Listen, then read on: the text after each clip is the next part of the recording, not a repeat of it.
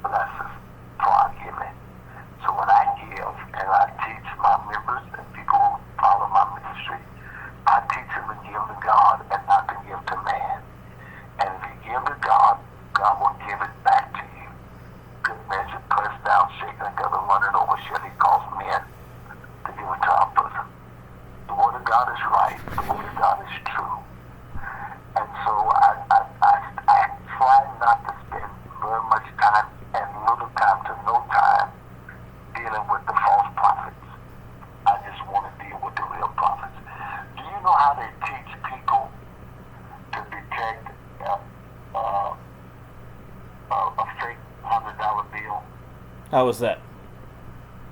They teach them to study the real dollar bill, not the dollar bill. They teach them to look at the real.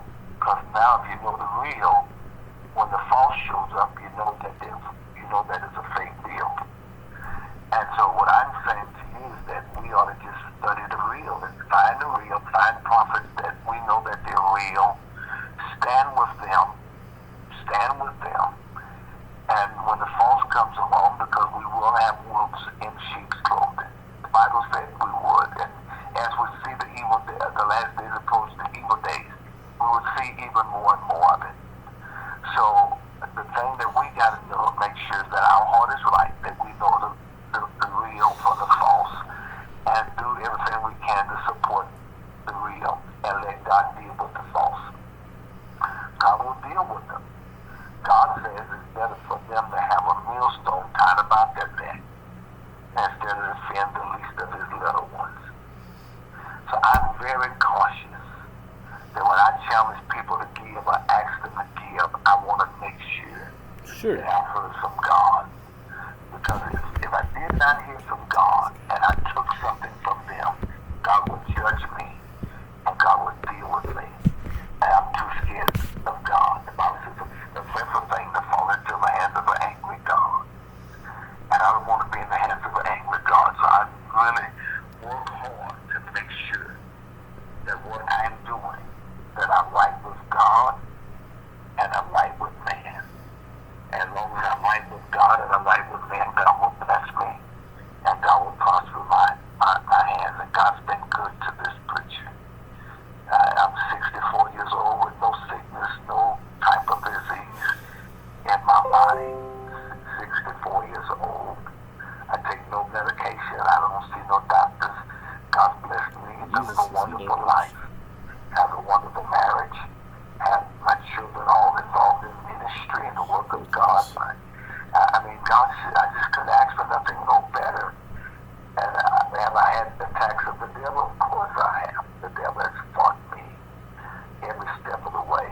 You don't accomplish the things that I've accomplished in ministry without having to fight from the devil. Now, God's taking me into a different phase of ministry where he's getting me more personal with people. And where I have more time to take time with people and minister to them like I'm talking with you on tonight.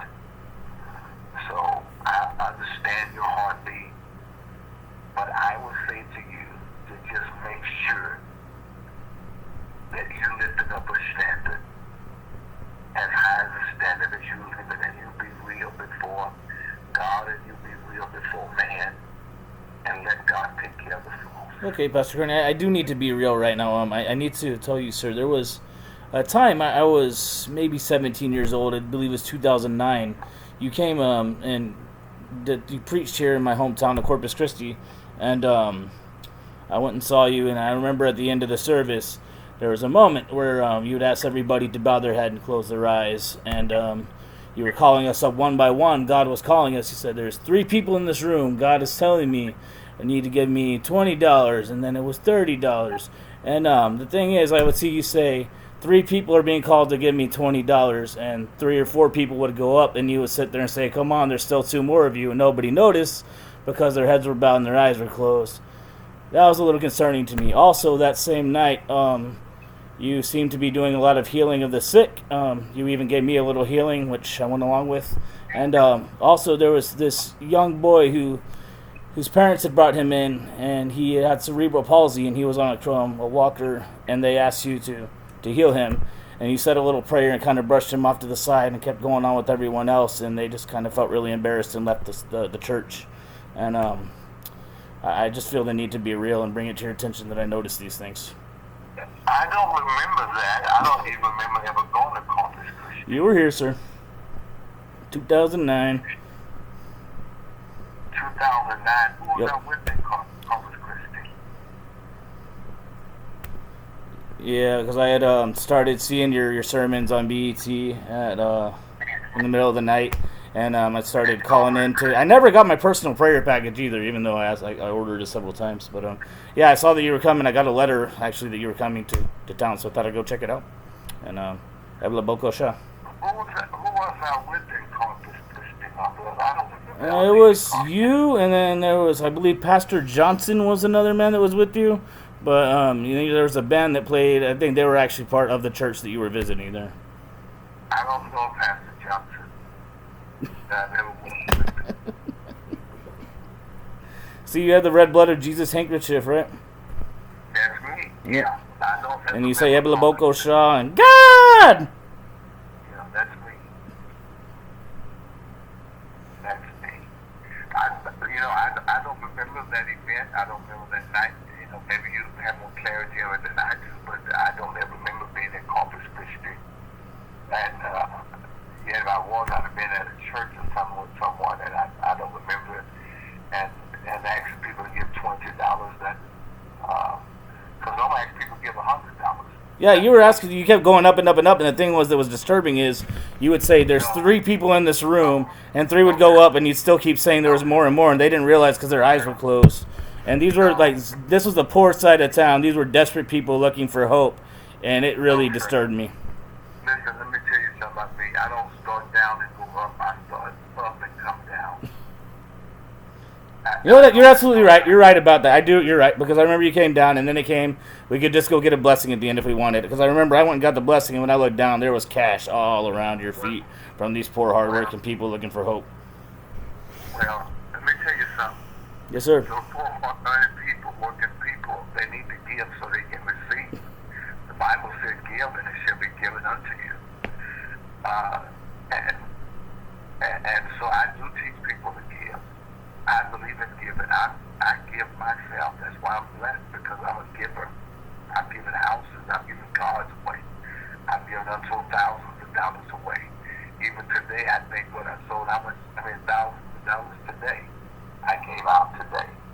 At least $2,000 I gave away today. So, I'm not challenging people to do something I don't do. I sold into 2 different ministries today. 3 different ministries today. So I believe in the power of giving. And it's just right for people to give. And the poor has to give too. That's why they're poor, because they're not giving. Pastor Kerney, I've noticed that the number I used to call to try to receive my personal prayer package, that it's changed a couple times now, and I don't know. I honestly, I'm not sure how you got in contact with my number. I guess somebody must have given you my number, because I had a different phone when I used to try to call to get my personal prayer package. So I'm not sure how you wound up with my number. I don't even recognize these numbers that have been calling me. It's pretty interesting we got connected. Well, maybe God wanted you to talk to me, because you need to stop judging preachers. Maybe so. Because you don't know the intent of their heart. And if their heart is right with God, and you're judging them, God's going to judge you. If their heart's wrong with God, then God will judge them. I mean, God's going to judge us all anyways, isn't he? Isn't he the judge of all mankind? I'll say it again. God is the judge of all mankind, correct? God is, not you. Yes, I know God is, so he's going to judge me either way. Well, see, God and you. judges the deeper things of man. God judges our heart. Sure. The only difference about what the man's right and wrong is the intent of his heart. And so if my heart is wrong, if my heart is wicked, then God will judge me.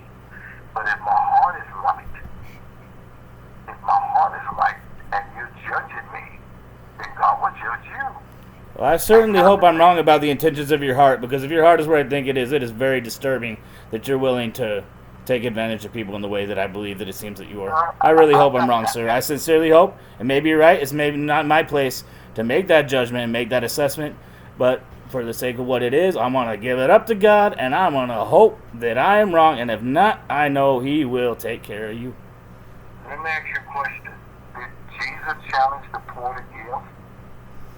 He told them, give to Caesar what is Caesar's. So did Jesus take advantage of poor people when he challenged them to give? Nope. Okay. So I'm doing what Jesus did, so why would you think, well, I'm wrong and he was right? And we're doing the same thing. Jesus received from poor people. I was more disturbed by the crippled young boy whose family brought him in, because you were throwing old ladies' walkers across the room and things like that. So it seemed you had the power to heal, but this poor suffering boy who could hardly move his arms and legs, you just kind of said a little prayer and brushed him off to the side. Well, let me tell you what, those people that do the crutches that came the way, God healed them, not Kerney Thomas. Well, why did God choose not to heal this child? He healed everybody else in the room that night except that one child. Well, Jesus didn't heal everybody. So you're going to condemn me because I didn't condemn you, sir. But then you said I prayed for him. I mean, I don't pray no long prayers for nobody. If you probably was in that church with me and I was praying for the sick, you noticed if you recall, I didn't pray for nobody. I don't pray. I normally just take their crutches, canes, and throw them away. Yeah, I remember you gave me a big bear hug and cracked my back, and that actually did help quite a bit because I had hurt my back at work, and you gave me a nice little crack and screamed God in my ear. And remember, I said, "Wow." Okay, you might remember now, Corpus Christi, because you helped make my back feel a little better, and you cracked it. And I said, "Wow," and you said, "Why are you saying wow?" And I said, "Because the Lord is here tonight." And then you got on the microphone, you said, "Let's everybody say that, wow." And the entire room said, "Wow." Sir, Not ringing any bells? Sir, I've been in 100,000 crusades. I've been in every major city in the United States. I've been in 64 countries. So it is possible that you were in Corpus Christi in 2009?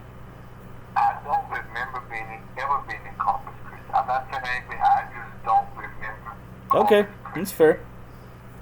I'm not saying I ain't been there. I Sure. just don't remember. I got you. I can't remember every city Sure. that I've been in. I can't remember every night. I have services normally every night of the week in a different city, in a different state. I can't remember every service. I understand. Please forgive me for not being able to recall. But I don't recall. I do pray for the sick. I do pray for the suffering. God do heal and miracles happen in every one of my services. Sometimes people don't get healed. Of course. You know, those that got healed, God healed them. Those that didn't get healed, God did heal them. It's not me or either one of them. I never take credit for nobody getting healed. I never give glory to Kerney Thomas for people being healed. I always tell people to give God some praise for healing tonight. So God's the healer, not Kerney Thomas. God's the miracle worker, not Kerney Thomas. So if they get healed, it's God. They don't get healed, it's still God. So if you got a beef with it, I think you need to take it up with God. Say, Pastor Kerney, I really appreciate you calling and giving me the time of day. I know it's late, and I've been wanting to speak with you one-on-one for years. I really do appreciate you calling me tonight. I have one more question for you, sir. I know you're busy. I'm going to let you go, but what is your favorite color, Pastor Kerney? Blue. Blue? Yeah, that's mine too. I like a bluish gray, like the color of the sky, you know. Blue. It's a good color. I love all shades of blue. Yes, sir. I don't blame you there. Well, it's been a pleasure talking to you, Pastor Kerney. I'll let you go and enjoy your evening, sir. God bless you, my brother. Thank you. You too.